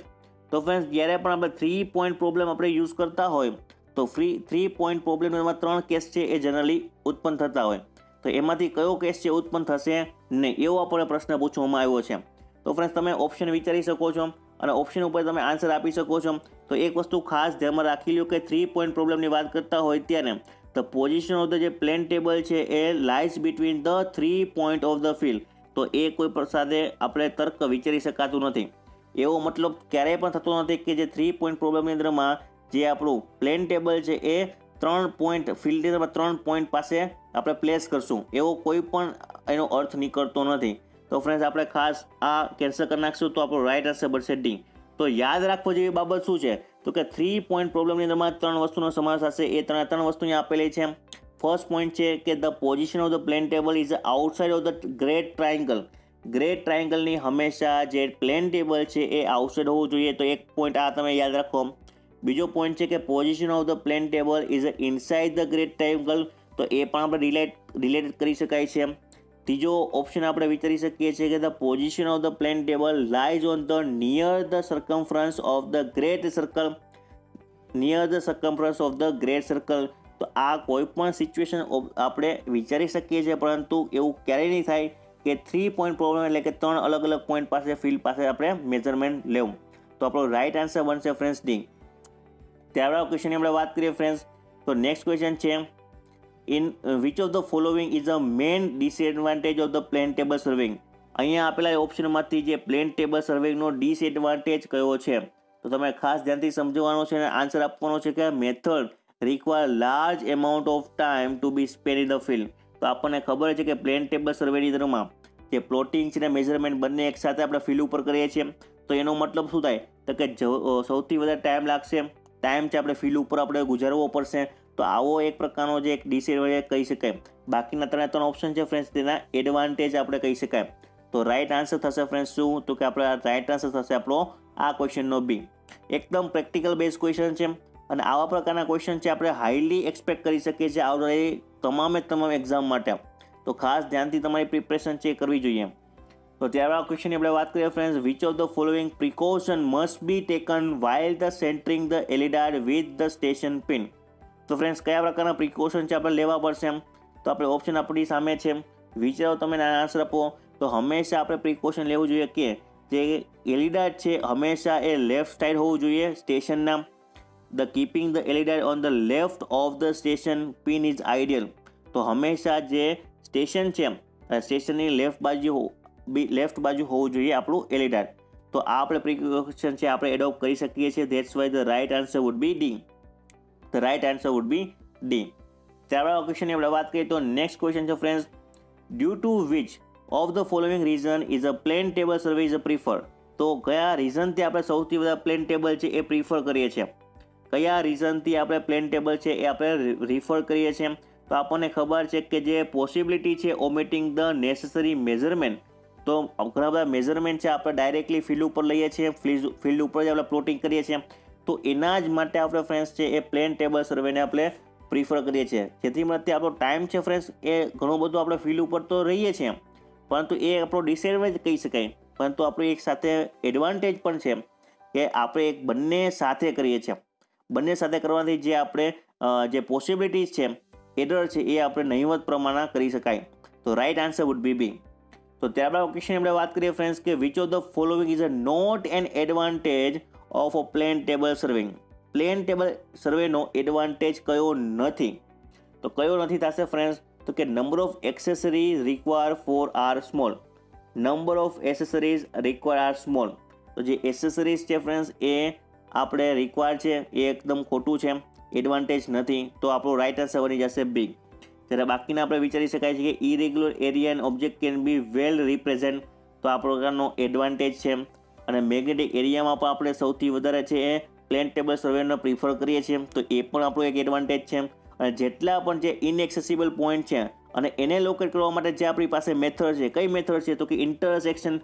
તો એ આપણે use કરી શકાય છે. તો આ બધા જ advantage છે, જ્યારે આપણો બી ઓપ્શન છે એડવાન્ટેજ નથી. તો that's why the right answer would be B. ત્યારબાદ આપણો ક્વેશ્ચનની આપણે વાત કરીએ તો નેક્સ્ટ ક્વેશ્ચન છે which of the following method is suitable for the plane table surveying in a township where the clearing are rare and distance view are seldom available. This method which is known as the word. આ મેથડને શું કહેવાશે તો friends ખાસ ધ્યાનમાં રાખો કે આપણે સર્વે કરવાનો હોય પ્લેન ટેબલના મદદથી. તો અને એ પણ ફ્રેન્ડ્સ આપણે ટાઉનશીપની અંદરમાં તો આપણે કેવા પ્રકારની મેથડ યુઝ કરી શકાય છે તો કે ટ્રાવર્સિંગ મેથડ. ખાસ મિત્રો યાદ રાખો ટાઉનશીપ માટે આપણે યુઝ થશે method traversing method. The right answer would be D. હવે ફ્રેન્ડ્સ આગળ આપણે વાત કરી ગયા છીએ કે જો ઇનએક્સેસિબલ પોઈન્ટ હોય ત્યાં આપણે કયા પ્રકારની મેથડ યુઝ કરી શકાશે તો કે ઇન્ટરસેક્શન ફ્રેન્ડ્સ આપણે યુઝ કરી શકાશે ઇનએક્સેસિબલ પોઈન્ટમાં છે. હવે ફ્રેન્ડ્સ તમને ક્વેશ્ચન તમને ફેરવીને પૂછે કે 2 પોઈન્ટ ઇનએક્સેસિબલ હોય 2 પોઈન્ટ ઇનએક્સેસિબલ હોય તો ત્યારે તમારી કઈ મેથડ આવશે? તો કે આવશે 2 પોઈન્ટ મેથડ. 2 point method. હવે ફ્રેન્ડ્સ આગળ આપણે વધારાની વાત કરી ગયા છે કે 2 પોઈન્ટ પ્રોબ્લેમ્સ અને 3 પોઈન્ટ પ્રોબ્લેમ છે એ કેવા પ્રકારની મેથડ છે, કઈ મેથડની અંદર સમાવેશ થશે? તો કે એક તો આવશે ઇન્ટરસેક્શન અને બીજું આવશે ઓરિએન્ટેશન. તો આ પણ ફ્રેન્ડ્સ તમે ખાસ ધ્યાનમાં રાખો. ત્યારબાદ આપણા ક્વેશ્ચનની આપણે વાત કરીએ તો નેક્સ્ટ ક્વેશ્ચન છે, which of the following is a misinterpreted disadvantage of the plane table surveying? Plane table સર્વેઇંગનો ફ્રેન્ડ્સ ડિસએડવાન્ટેજ કયો છે આગળ આપણે જોઈ ગયા છે, પરંતુ તેનો આપણે મિસઇન્ટરપ્રિટેટ કરીએ છીએ. તો એવો કયો ઓપ્શન થશે? તો તમે ખાસ વિચારો કે એવો કયો ઓપ્શન થશે. તો આપણને ખબર છે કે it is unsuitable for wet climate. તો એ વસ્તુ સાચી છે. It is a very costly. તો કે હા ફ્રેન્ડ્સ, તો કે પ્લેન ટેબલ સર્વેઇંગ છે કોઈ પણ પ્રકારનો વધારાનો કોસ્ટ નથી હોતો. તેમાં આપણે પ્લોટિંગ અને મેઝરમેન્ટ બંને સાથે કરીએ છીએ. That's Y friends A costly નથી. તો ફ્રેન્ડ્સ આ એક આપણો મિસઇન્ટરપ્રિટેશન કહી શકાય છે પ્લેન ટેબલ સર્વેના ડિસએડવાન્ટેજના રૂપમાં. બાકીના બધા તો ડિસએડવાન્ટેજ છે જ કે ડિફિકલ્ટ ટુ કેરી કરવું બહુ એ હાર્ડ પડે છે, કેમ કે ફિલ્ડ ઉપર છે, આપણો લાંબો સમય છે એ આપણો ત્યાં ગુજારવો પડે છે. તો એક પ્રકારનો ડિસએડવાન્ટેજ છે. પરંતુ આપણે જો વાત કરીએ કોસ્ટલી, તો કે ના ફ્રેન્ડ્સ, આપણું જે પ્લેન ટેબલ સર્વેઇંગ છે એટલું કોસ્ટલી ઓપરેશન કરતું નથી. બીજું એક ઓપ્શન છે કે it is not intended for accurate work. અને જો આપણે એક્યુરેટની વાત કરીએ ફ્રેન્ડ્સ, તો કે તેમાં એક્યુરેશન છે થોડીક ઓછી હોય છે કમ્પેર ટુ અધર મેથડો જે સર્વેઇંગની છે તેના કરતાં જે આપણી પ્લેન ટેબલ સર્વેઇંગમાં એક્યુરેસી થોડીક ઓછી હોય છે. પરંતુ આપણે એડવાન્ટેજની વાત કરીએ તો કે આપણે મેગ્નેટિક ફિલ્ડની અંદરમાં જો આપણે યુઝ કરવું હોય સર્વે, તો ત્યાં આપણે ઇઝીલી કરી શકીએ છીએ. મેઝરમેન્ટ અને જે પ્લોટિંગ છે બંને સાથે કરીએ છીએ તો કે ટાઈમ પણ ઘણો બધો બચી જાય છે. તો આવા પ્રકારના એડવાન્ટેજ છે, જ્યારે ઘણા બધા છે એ ડિસએડવાન્ટેજ પણ છે. ત્યારબાદ ક્વેશ્ચનની આપણે વાત કરીએ તો નેક્સ્ટ ક્વેશ્ચન છે, which one of the following is a not an essential operation in a setting up a plane table for the surveying? તો ફ્રેન્ડ્સ આપણે પ્લેન ટેબલ સર્વેની વાત કરતા હોય તો કયો એસેન્શિયલ ઓપરેશન નથીની વાત કરી છે.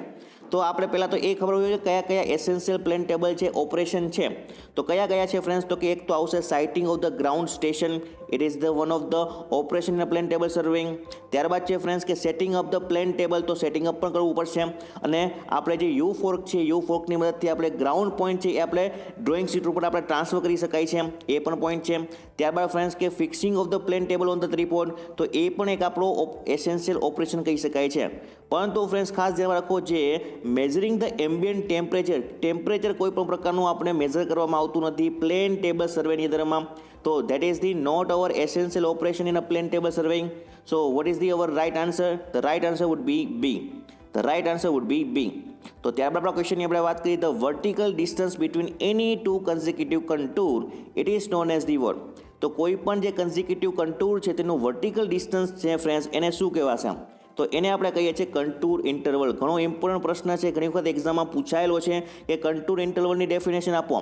એ પણ પૂછી શકીએ છીએ, ડાયરેક્ટલી તમને ડેફિનેશન આપે અને એ ડેફિનેશનનું તમને નામ પૂછે. જેવી રીતે અહીંયા આપણને પૂછેલું છે, vertical distance between any two consecutive contour it is known as the what? It is known as the contour interval. મને કમેન્ટ બોક્સની અંદર લખીને જણાવો કે હોરિઝોન્ટલ ઇક્વિવેલન્ટ કોને કહેવાશે? What do you mean by the horizontal equivalent? Comment બોક્સની અંદરમાં લખો. તો ત્યારબાદ આપણા ક્વેશ્ચનની આપણે વાત કરીએ તો નેક્સ્ટ ક્વેશ્ચન છે, contour interval it is a proportional to the what? તો ખાસ ધ્યાન રાખો કે જે કન્ટુર ઇન્ટરવલ શું છે? તો કે vertical distance between two consecutive જે કન્ટુર છે, પરંતુ એ કોના પ્રપોર્શનલમાં હોય છે? કોના પ્રપોર્શનની અંદરમાં વાત થઈ છે? તો ફ્રેન્ડ્સ એ ડાયરેક્ટલી અથવા ઇનડાયરેક્ટલી કોના પ્રપોર્શનમાં હશે? તો ખાસ ધ્યાનમાં રાખવા જેવી બાબત છે કે it is a inversely proportional to the scale of the map. Inversely proportional to the scale of the map. The contour interval which is inversely proportional to the scale of the map. તો આ point તમારે ખાસ importance છે. તો ત્યારબાદ આપણા ક્વેશ્ચનની આપણે વાત કરીએ તો નેક્સ્ટ ક્વેશ્ચન છે, a series of close contour lines on the map with the lower to higher value inside them which is a represent the what? તો ખાસ ધ્યાનમાં રાખો કે જે પ્રશ્ન શું પૂછેલો છે કે ક્લોઝ કન્ટુર લાઇન્સ છે મેપની અંદરમાં, જે લોઅર ટુ હાયર વેલ્યુ છે એ ઇનસાઇડ છે, લાઇક ધેટ. બરાબર? તો જો હાયર વેલ્યુ જો ઇનસાઇડ હોય તો એવા પ્રકારની રિપ્રેઝન્ટને શું કહેવાશે? તો એવા પ્રકારના રિપ્રેઝન્ટને કહેવાશે હિલ. કેમ કે આપણને ખબર છે કે ફ્રેન્ડ્સ કે જે આપણું હાયર વેલ્યુ છે ઇનસાઇડ છે, તો આપણને એ પ્રકારનું હિલ્સ જોવા મળશે. જો હાયર વેલ્યુ જે આઉટસાઇડ હોય તો ડિપ્રેશન જોવા મળશે. તો એક આ કમ્પેરિઝન તમે ખાસ યાદ રાખી શકો કે જો હાયર વેલ્યુ આઉટસાઇડ હોય તો આવશે ડિપ્રેશન, હાયર વેલ્યુ ઇનસાઇડ હોય તો આવશે આપણું હિલ. તો right answer would be this question is A. The right answer would be this question is A. તો ત્યારબાદ આપણે ક્વેશ્ચનની આપણે વાત કરીએ તો a series of closely space control line represent the what. Series of closely space control line which is a represent the what. It is a represent the steep slope. જો ઘણા બધા કન્ટુર છે એક પ્રકારના એકસાથે ક્લોઝલી સ્પેસ હોય, space છે બે કન્ટુર વચ્ચે બહુ જ ઓછી હોય, તો એ શું રિપ્રેઝન્ટ કરશે? તો કે એ સ્ટીપ સ્લોપ રિપ્રેઝન્ટ કરશે. અને ફ્રેન્ડ્સ, જો કન્ટુર લાઇન્સ વચ્ચેનું જે ડિસ્ટન્સ છે ઘણું વધારે હશે તો આપણે કહી શકાય કે જે જેન્ટલ સ્લોપ બરાબર અથવા તો હોરિઝોન્ટલ સરફેસ હોઈ શકે છે. તો રાઇટ આન્સર શું થશે ફ્રેન્ડ્સ અહીંયા ક્વેશ્ચનનો આપણો? તો કે એ થશે. તો આ વસ્તુ ખાસ નોટ ડાઉન કરો. તો ત્યારબાદ આપણા ક્વેશ્ચનની આપણે વાત કરીએ તો નેક્સ્ટ ક્વેશ્ચન છે the direct method of contouring is the what. તો નીચેના આપેલી જે ઓપ્શન છે which have a 4 types of option which is given. તો out of the all the 4 option which method which is the direct method of contouring. Direct method of contouring તો કઈ method આવશે friends? તો આપણે અહીં જોઈ શકાય છે very slow method, most accurate method અને suitable for the contouring small area. તો જે ડાયરેક્ટ મેથડ છે ફ્રેન્ડ્સ તેને આપણે મોસ્ટ એક્યુરેટ મેથડ પણ કહી શકીએ છીએ, પરંતુ એક્યુરેશન તો છે પરંતુ સાથે એ ટાઈમ રિક્વાયર્ડ પણ છે. ટાઈમ રિક્વાયર્ડ છે અને વધારે લાગે છે, that's Y which is also known as the very slow method. અને જે નાના નાના એરિયા છે, સ્મોલ જે એરિયા છે ત્યાં આપણે કન્ટુરિંગ કરવું હોય તો ત્યાં આપણે ડાયરેક્ટ મેથડનો યુઝ કરી શકાય છે. પરંતુ ફ્રેન્ડ્સ આપણે જો લાર્જ એરિયા હોય ત્યાં આપણે we can not use direct method for the contouring. તો what is the right answer for this question? It is D. D our right answer. તો આપણે સ્લો મેથડ પણ છે, મોસ્ટ એક્યુરેટ પણ છે અને સ્મોલ એરિયા માટે આપણે ડાયરેક્ટ મેથડનો યુઝ કરી શકાય છે. ત્યારબાદ આપણે ક્વેશ્ચનની આપણે વાત કરીએ તો નેક્સ્ટ ક્વેશ્ચન છે a spacing of the cross section in indirect method of the contouring depends upon the what. તો જે સ્પેસિંગ ઓફ ધ જે ક્રોસ સેક્શન છે ઇનડાયરેક્ટ મેથડમાં એ કયા ઉપર ડિપેન્ડ કરે છે, કેના ઉપર આધાર રાખશે ફ્રેન્ડ્સ? તો ખાસ તમે વિચારી શકો છો કે જે કેરેક્ટર ઓફ ધ ગ્રાઉન્ડ છે, ગ્રાઉન્ડ કેવા પ્રકારનું છે, ફેરલી લેવલ છે કે અનડ્યુલેટિંગ છે, એના ઉપર આધાર રાખશે. પછી જે સ્કેલ ઓફ ધ મેપ છે, મેપ આપણે જે ડ્રો કરીએ છીએ તેનો સ્કેલ કેટલો છે, vertical distance between two consecutive contour એને આપણે શું કહીએ છીએ? કન્ટુર ઇન્ટરવલ કહીએ છીએ. તો અલ્ટિમેટલી ઇનડાયરેક્ટ મેથડની અંદર જે આપણે spacing of the cross section છે કન્ટુરિંગનો એ કોના ઉપર આધાર રાખશે? તો કે ગ્રાઉન્ડ ઉપર, મેપ ઉપર અને કન્ટુર ઇન્ટરવલ ઉપર. તો આપણો રાઇટ આન્સર શું બનશે? આપણો રાઇટ આન્સર બની જશે D, all of the above. All of the above. તો ત્યારબાદ આપણા ક્વેશ્ચનની આપણે વાત કરીએ the close contour with the lesser value inside represent the what. Lesser value inside. તો ફ્રેન્ડ્સ હાયર વેલ્યુ ક્યાં હશે? પ્રશ્ન એ સમજવાનું છે કે જો લેસર વેલ્યુ ઇનસાઇડ હોય તો હાયર વેલ્યુ ક્યાં હશે? તો કે આઉટસાઇડ હોય. તો હાયર વેલ્યુ જો આઉટસાઇડ હોય તો મેં આગળ પણ વાત કરી છે તો કે એને કહેવાશે ડિપ્રેશન. અને જો હાયર વેલ્યુ ઇનસાઇડ હોય તો તેને કહેવાય હિલ. તો તેને કહેવાય હિલ. તો આ જ પ્રકારના પ્રશ્નો તમને એક્ઝામમાં વારંવાર પૂછશે, તો ખાસ ધ્યાન રાખજો કે ડિપ્રેશન અને હિલનો મતલબ છે ખાસ આપણને ખબર હોવી જોઈએ, કન્ફ્યુઝન ના થવું જોઈએ. તો રાઇટ આન્સર થશે ફ્રેન્ડ્સ આ ક્વેશ્ચનનો એ. તો ત્યારબાદ ક્વેશ્ચનની આપણે વાત કરીએ in a double line river contour as the what. તો ડબલ લાઇન રિવર કન્ટુર છે ફ્રેન્ડ્સ એ કેવા પ્રકારનું કન્ટુર છે? કેવા પ્રકારનું છે? તો કેવા થશે? તો કે stop at the bank of the river. Stop at the bank of the river just because of કે જે રિવર છે, રિવરની અંદરમાં જે આપણે જોઈ શકાય છે કે આપણે જે ઇનએક્સેસિબલ પોઈન્ટ આપણે વિચારી શકીએ. તો રિવર માટે ફ્રેન્ડ્સ કઈ મેથડ આપણે યુઝ કરી શકાય? પ્લેન ટેબલની વાત કરીએ તો પ્લેન ટેબલની વાત કરીએ તો આપણે મેથડ આવશે ઇન્ટરસેક્શન. મેથડ આવશે આપણી ઇન્ટરસેક્શન. અને જો આપણે કન્ટુરની વાત કરીએ તો stop at the bank of the river. તો બેંક ઓફ ધ રિવર આપણે ત્યાં સ્ટોપ કરવું પડશે. તો રાઇટ આન્સર થશે આપણો એ. તો ત્યારબાદ આપણા ક્વેશ્ચનની આપણે વાત કરીએ for any point on the surface with a given inclination contour gradient possible is the what. તો કોઈ પણ પોઈન્ટ પાસે for any point on the surface with a given inclination, કોઈ પણ જે આપણને ઇન્ક્લિનેશન આપેલું છે તેના કોઈ પણ પોઈન્ટ પાસે કન્ટુર ગ્રેડિયન્ટ છે એ કેટલા પોસિબલ થઈ શકે? કેટલા પોસિબલ થશે? તો કે ઇન્ફાઇનાઇટ. ગમે તેટલા કન્ટુર ગ્રેડિયન્ટ છે આપણે વિચારી શકીએ છીએ કોઈ પણ સરફેસ પાસે, કોઈ પણ સરફેસના ઇન્ક્લિનેશન પાસે. તો right answer would be C. The right answer would be C. તો ત્યારબાદ ક્વેશ્ચનની આપણે વાત કરીએ contour line cross ridge or valley line at the what. તો friends contour line cross ridge અથવા તો જે વેલી લાઇન્સની આપણે વાત કરીએ તો કેટલા ડિગ્રી હશે? કેટલા ડિગ્રી હશે? તો કે 90 ડિગ્રી હશે. ક્રોસ રિજની વાત કરીએ છીએ કન્ટુર્સની અંદરમાં તો 90 ડિગ્રી હશે. ખાસ નોટ ડાઉન કરો, ખાસ નોટ ડાઉન કરો. તો ત્યારબાદ આપણા ક્વેશ્ચનની આપણે વાત કરીએ તો નેક્સ્ટ ક્વેશ્ચન છે when the contour lines having the same contour interval are further apart it is a shows as the what. તો ફ્રેન્ડ્સ આપણને શેની વાત કરે છે તો કે contour line having the same contour interval are the further apart. Same contour interval હોય તો તેને શું કહેવાશે? તો તેને આપણે કહીએ છીએ જેન્ટલ સ્લોપ. તો કે જે vertical distance between two consecutive contour છે એ સેમ હોય તો એનો મતલબ શું થશે? તો કે સ્લોપ છે જેન્ટલ છે, જેન્ટલ સ્લોપ છે. The right answer would be C. The right answer would be C. ત્યારબાદ ક્વેશ્ચનની આપણે વાત કરીએ, which one method is use for the preparation for the contour plan for the route survey. તો કઈ method છે friends આપણે યુઝ કરી શકાય છે for preparation of the contour plan for route survey. Route સર્વેની વાત કરે છે પ્રિપેરેશન ફોર કન્ટુર પ્લાનિંગ. તો રાઇટ આન્સર શું બનશે ફ્રેન્ડ્સ? તો કે method of the cross profile. Method of the cross profile which is use for the route survey. Method of the cross profile છે એ આપણે રૂટ સર્વે માટે યુઝ કરી શકાય છે. તો ત્યારબાદ આપણે ક્વેશ્ચનની આપણે વાત કરીએ ફ્રેન્ડ્સ, તો નેક્સ્ટ ક્વેશ્ચન છે, in the cross section method of the interpolation contouring the spacing of the cross section depends upon the word. તો ફ્રેન્ડ્સ આપણે જે ક્રોસ સેક્શન મેથડ છે કઈ જગ્યાએ યુઝ થશે? તો કે રૂટ સર્વેમાં. એક તો એ યાદ રાખવાનો પ્રશ્ન થાય છે. તો કે રૂટ સર્વેમાં આપણે જો ક્રોસ સેક્શન મેથડ યુઝ કરતા હોય તો તેની અંદરના જે સ્પેસિંગ છે બંને જે ક્રોસ સેક્શન વચ્ચેના એ કોની ઉપર આધાર રાખશે? તો આપણે આગળ પણ વાત કરી ગયા છે કે કેની ઉપર આધાર રાખશે. તો એક આવશે ફ્રેન્ડ્સ આપણું કન્ટુર ઇન્ટરવલ, પછી આવશે સ્કેલ ઓફ ધ પ્લાન, અને ત્રીજું આવશે કેરેક્ટરિસ્ટિક ઓફ ધ ગ્રાઉન્ડ. બરાબર, તો ત્રણ ઓપ્શન છે ફ્રેન્ડ્સ આપણા સાચા બનશે. તો રાઇટ આન્સર શું બનશે? તો રાઇટ આન્સર આવશે ઓલ ઓફ ધી એબોવ. પરંતુ અહીંયા આપણને ઓલ ઓફ ધી એબોવ નથી, આપણને ઓપ્શન આપેલા છે એ, બી અને સી. તો રાઇટ આન્સર થશે આપણો ડી. તો રાઇટ આન્સર થશે આપણો ડી. તો ત્યારબાદ ક્વેશ્ચનની આપણે વાત કરીએ, close contour line with two or more higher contour inside it will be represent the word. શું કહે છે કે ક્લોઝ કન્ટુર લાઇન છે with two or more higher contour inside it will be represent the word. Higher value inside કહે છે.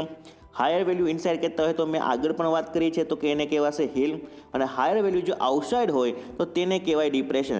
તમને ફેરવીને અથવા તમને કન્ફ્યુઝ કરવા માટે ટ્રિકી રીતે તમને ક્વેશ્ચન પૂછશે, પરંતુ તમારે એટલી જ વસ્તુ યાદ રાખવાની કે હાયર વેલ્યુ છે જો ઇનસાઇડ હોય તો તમારો આન્સર આવશે હિલ, અને જો હાયર વેલ્યુ ફ્રેન્ડ્સ જો તમારી આઉટસાઇડ હોય, higher value will be outside, then the answer will be the depression. The answer will be the depression. તો તમે આ ખાસ વસ્તુ યાદ રાખો. બાકી બધી વસ્તુ તમને ફેરવીને પૂછે કોઈ પ્રોબ્લેમ નથી, કોઈ પ્રોબ્લેમ નહીં થાય, પરંતુ આ જ વસ્તુ યાદ રાખો કે હાયર વેલ્યુ ઇનસાઇડ તો હિલ, હાયર વેલ્યુ આઉટસાઇડ તો ડિપ્રેશન. That's it. તો ફ્રેન્ડ્સ આ તો આપણા 100 ક્વેશ્ચન આજના. આઈ હોપ કે વિડીયો તમને પસંદ આવ્યો હશે. પસંદ આવ્યો હોય તો વધુમાં વધુ લોકો સાથે શેર કરી દો ફ્રેન્ડ્સ. આપણા ફ્રેન્ડ્સ આ 4 સેટ કમ્પ્લીટ થાય છે. નેક્સ્ટ સેટ આપણા 5મો આજે જ ફ્રેન્ડ્સ અપલોડ થઈ જશે. ફ્રેન્ડ્સ આજે જ ફ્રેન્ડ્સ અપલોડ થઈ જશે તો 500 ક્વેશ્ચન કરતાં પણ વધારે છે સર્વિંગના આપણે કવર કરી નાખશું within a 4 days. Within a 4 ડેઝની અંદરમાં આપણે 500+ કરતાં ક્વેશ્ચન છે કવર કરી નાખશું. અને આ જ 500 ક્વેશ્ચનમાંથી તમારા જે EE હોય, ક્લાસ 1-2 હોય કે પછી ફ્રેન્ડ્સ આપણી સર્વેની એક્ઝામ હોય, કોઈ પણ એક્ઝામ હશે આમાંથી જ પ્રશ્ન હશે. જો આ બધા 500 ક્વેશ્ચનને સારી રીતે સમજીને તમે પ્રિપેર કરેલા હશે તો ક્યારેય પણ પ્રોબ્લેમ થશે નહીં. So thank you for watching this video guys. મળીએ આપણા નેક્સ્ટ લેક્ચર સેટ નંબર 5ની અંદરમાં. ત્યાં સુધી તમારા પરિવારનું ધ્યાન રાખો. ગુડ બાય અને ગુડ કેર ઓફ યોરસેલ્ફ. અને હજુ સુધી અમારી ચેનલને સબસ્ક્રાઇબ ના કરી હોય તો સબસ્ક્રાઇબ કરી દો, અને સાથે બેલ આઇકનને પણ પ્રેસ કરી દો, જેથી કરીને આવનાર તમામ વિડીયોની નોટિફિકેશન તમને સરળતાથી મળી શકે.